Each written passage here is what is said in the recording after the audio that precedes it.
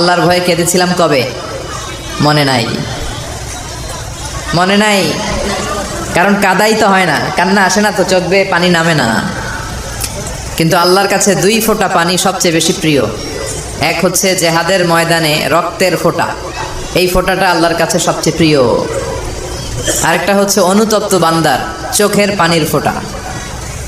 দোয়া কবুল হওয়ার সবচেয়ে গুরুত্বপূর্ণ মাধ্যম হচ্ছে কান্না করা। কি করা? বিষ্ণু ঈসা ইসলামের জীবনে কোনো গুনাহ হয়েছে? কোনো পাপ?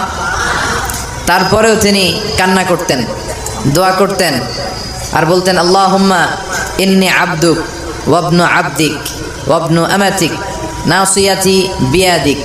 হে আল্লাহ, আমি আপনার গোলাম, গোলামের ঘরের গোলাম, বান্দির ঘরের গোলাম। আল্লাহ, আমার 14 গোষ্ঠী আপনার গোলাম।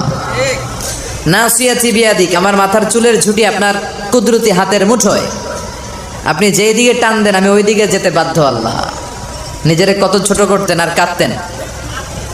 এজন্য চোখের পানির দরকার আছে না নাই?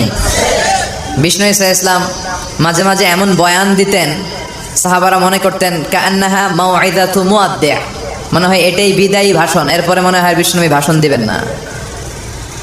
সাহাবারা বলতে আমাদের হৃদয় কেঁপে উঠতো বয়ান শুনে।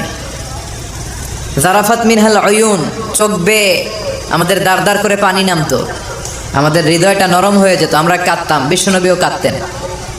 তা এখন আমাদের চোখ দিয়ে পানি নামে না। অনেক আলোচক আছে, তার পুরো আলোচনার জীবনে সে নিজেও কাঁদে না, তার কথা শুনে শ্রোতারাও কাঁদে না।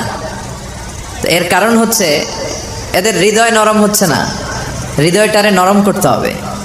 হৃদয় নরম করাটা অনেক গুরুত্বপূর্ণ জিনিস। চোখ দিয়ে পানি ঝরাতে পারা অনেক গুরুত্বপূর্ণ জিনিস।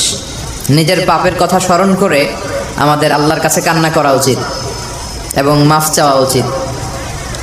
চোখের পানি ছেড়ে যখন আপনি ক্ষমা চাইতে পারবেন, তওবা করতে পারবেন, ওই তওবা কবুল হয়ে যাবে।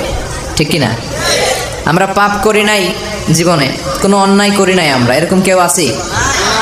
চকরিয়ার ভাইয়েরা কথা বলেন, কেউ আছি?